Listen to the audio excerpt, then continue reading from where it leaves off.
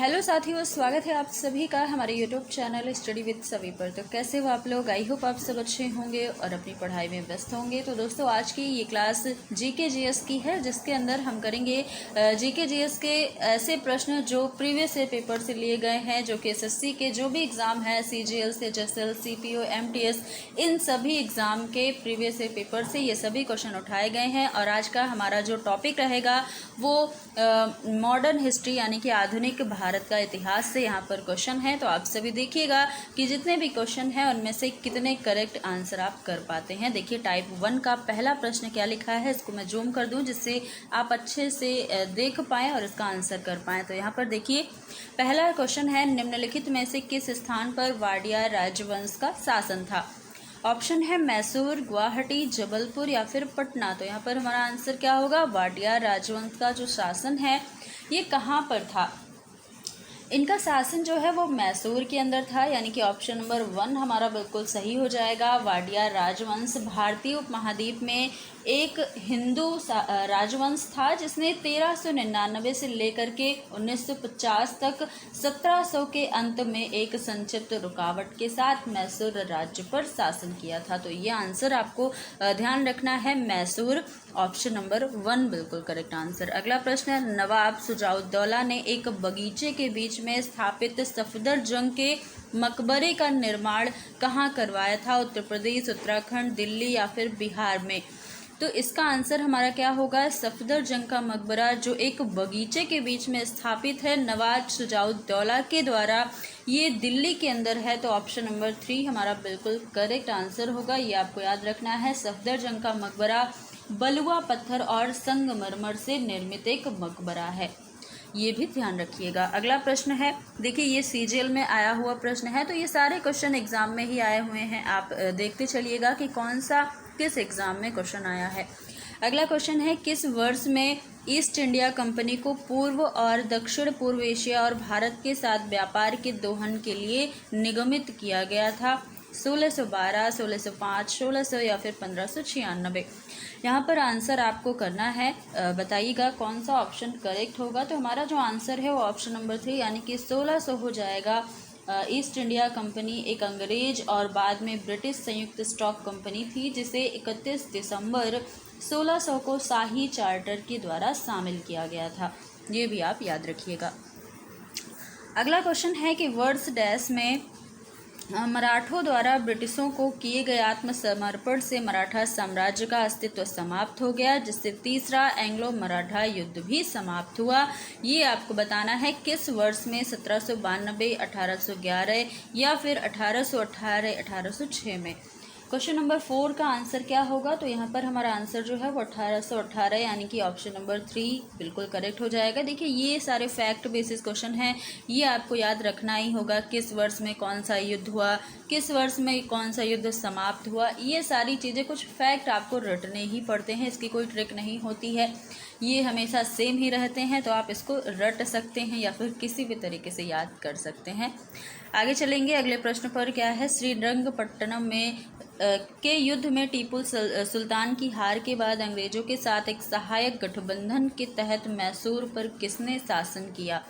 गंगाओं, कदम्बों, वाडियारों या फिर पांड्यनों ने किसने शासन किया था? तो यहाँ पर हमारा आंसर जो है वो ऑप्शन नंबर 3 यानी कि चौथे एंग्लो मैसूर युद्ध 1799 में हुआ था। इसके बाद जिसमें टीपू सुल्तान को पराजित किया गया था और मार दिया गया था। तो श्रीरंगपट्टनम और मैसूर के आसपास के जो मुख्य क्षेत्र हैं, वाडिया राजवंश को बहाल कर दिया गया, जो हैदर अली से पहले मैसूर पर राज्य कर रहा था। तो वाडियारो यहाँ पर हमारा बिल्कुल करेक्ट आंसर हो जाएगा।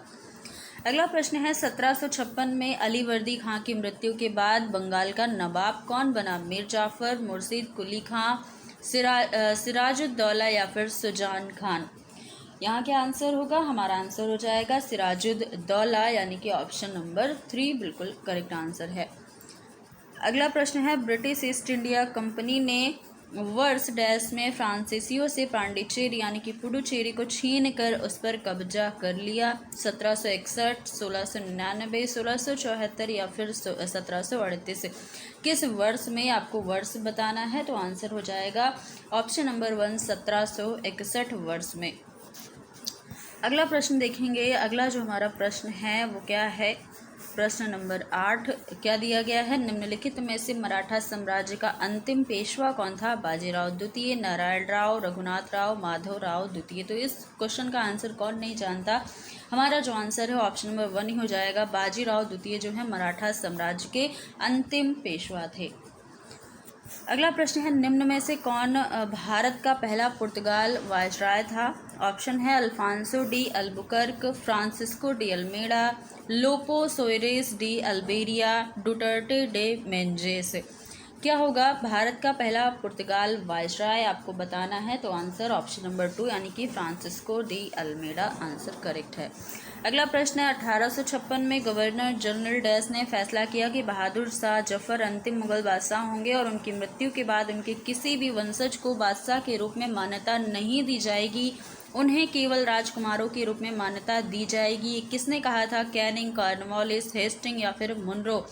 तो यहाँ पर जो आंसर है वो ऑप्शन नंबर 1 यानी कि कैनिंग के द्वारा ये कहा गया था। ये आपको ध्यान रखना है, ये फैसला कैनिंग के द्वारा लिया गया था। अगला प्रश्न है, सालबाई की संधि के परिणाम स्वरूप निम्न में से किस युद्ध का अंत हुआ, पानीपत का तीसरा युद्ध, बक्सर का युद्ध, प्रथम मराठा युद्ध या द्वितीय आंग्ल मराठा युद्ध। सालबाई की संधि जिसने प्रथम आंग्ल मराठा युद्ध को समाप्त किया, तो हमारा आंसर क्या है, ऑप्शन नंबर 3 प्रथम मराठा युद्ध। अगला प्रश्न, बंगाल के तत्कालीन नवाब डैश ने हुगली नदी के दाहिने किनारे पर एक व्यापारिक पोस्ट स्थापित करने की अनुमति प्राप्त करके चंदनगर को 1673 में एक फ्रांसीसी उपनिवेश के रूप में स्थापित किया गया था। किसके द्वारा, ये आपको पूछा है। ऑप्शन है मंसूर अली खान, मुर्शीद कुली खान, इब्राहिम खान या मीर जाफ़र। ये बताना है आपको। तो चंदनगर को 1673 में एक फ्रांसीसी उपनिवेश के स्वरूप में स्थापित किया गया। इसके लिए फ्रांसीसियों ने बंगाल के तत्कालीन नवाब इब्राहिम खान से हुगली नदी के किनारे एक व्यापारिक पोस्ट स्थापित करने की अनुमति प्राप्त की। तो ऑप्शन हमारा हो जाएगा इब्राहिम खान, ऑप्शन नंबर 3। अगला प्रश्न देखेंगे। अगला प्रश्न हमारा क्या है कि निम्नलिखित में से किस वर्ष में सालबाई की संधि पर हस्ताक्षर हुए हैं। ये आप सभी को इसका आंसर पता होगा। तो हमारा आंसर जो है वो 1782 यानी कि ऑप्शन नंबर 4 हो जाएगा। सालबाई की संधि पर 1782 ईस्वी में यहाँ पर हस्ताक्षर हुए थे। ये प्रश्न जो है काफ़ी इम्पोर्टेंट भी है, कई बार देखा गया है एग्जाम में और आप याद रखिएगा। अगला प्रश्न है, 1498 में वास्को डिगामा एक पुर्तगाली खोजकर्ता डैश के लिए एक मार्ग की खोज की। किस मार्ग की, भारत, ऑस्ट्रेलिया, चीन या फिर जापान। ये आपको बताना है। तो हमारा आंसर जो है वो ऑप्शन नंबर 1 यानी कि भारत हो जाएगा। भारत के लिए एक मार्ग की खोज की थी वास्को डिगामा, जो कि एक पुर्तगाली खोजकर्ता थे। अगला प्रश्न, बंगाल में पहली इंग्लिश फैक्ट्री डैश में हुगली नदी के किनारे स्थापित की गई, 1671, 1641, 1661 या 1651 में। तो यहाँ पर आप सभी को पता होगा कि पहली इंग्लिश फैक्ट्री जो है 1651 में हुगली नदी के किनारे स्थापित की गई थी। ऑप्शन नंबर 4 बिल्कुल करेक्ट हमारा हो जाएगा आंसर, ये आपको ध्यान रखना है। अगला प्रश्न, अंग्रेजों ने अवध पर कब्जा कर लिया था, कब किया था, ये आपको बताना है। 1845, 1856, 1838 या फिर 1859। आंसर जो है वो हो जाएगा, आपको बताना है 1856 हमारा आंसर होगा, ऑप्शन नंबर 2। हड़प के सिद्धांत के तहत, जिसे हड़प नीति भी हम कहते हैं, इसके तहत फरवरी 1856 में अवध साम्राज्य पर अंग्रेजों के द्वारा कब्जा कर लिया गया था। ये याद रखिएगा आप सभी।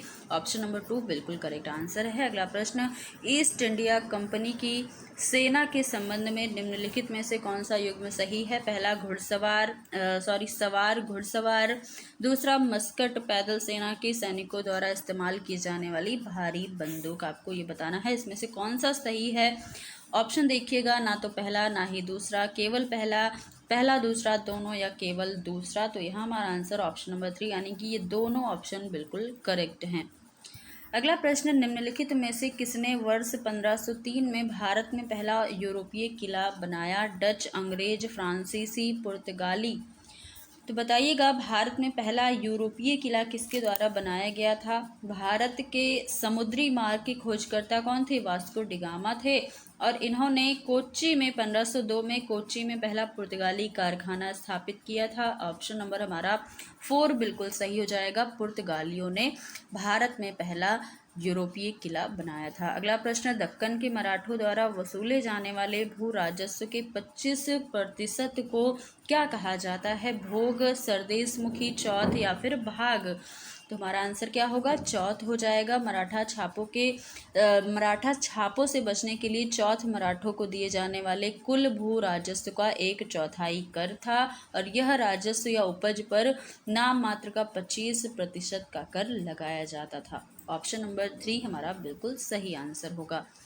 अगला प्रश्न, निम्नलिखित में से किस अंग्रेज मराठा युद्ध के परिणाम स्वरूप पेशवाओं के प्रांतों का विलय बम्बई प्रेसिडेंसी में हुआ था?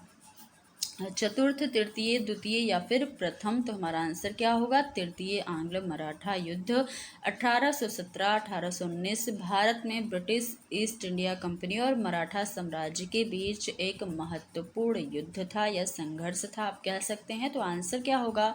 ऑप्शन नंबर 2 तृतीय आंग्ल मराठा युद्ध। ऑप्शन नंबर 2 बिल्कुल करेक्ट आंसर होगा। तो दोस्तों ये थे आज के हमारे कुछ प्रीवियस पेपर के क्वेश्चन जो कि हमने यहाँ पर किए हैं। आपको ये सारे क्वेश्चन कैसे लगे और कितने क्वेश्चन आप सही कर पाए ये ज़रूर बताइएगा। और क्लास कैसी लगी, क्लास अच्छी लगी तो लाइक शेयर कर दीजिएगा। चैनल पर नए हैं या चैनल को सब्सक्राइब नहीं किया है तो कर लीजिएगा। फिर मिलेंगे अगली क्लास में कुछ नए टॉपिक, कुछ नए प्रश्नों के साथ। तब तक के लिए धन्यवाद।